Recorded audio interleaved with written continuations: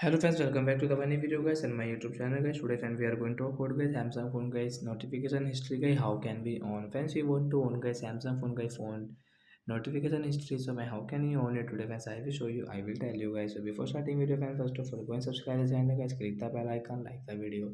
Friends now let's see how can we on guys Samsung phone guys phone notification history guys. In this video guys we will talk about it. So friends open your phone setting guys. After on phone setting guys you can see this stuff setting in your Samsung phone device guys.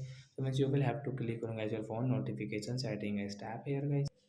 So well, friends, I post the video guys. Continue, friends. You can see guys this type of setting. So once you can see guys Samsung phone guys notification advanced setting guys. Tap here. So once you can see guys notification history guys you want to on. So guys you can on from here and no recent notification. So after that guys you can check your phone notification history from here. But guys we don't have a notification history, but guys you can check from here. So like that guys we can on guys Samsung phone guys notification history. So that's it guys. Thanks for watching the video. Bye bye guys.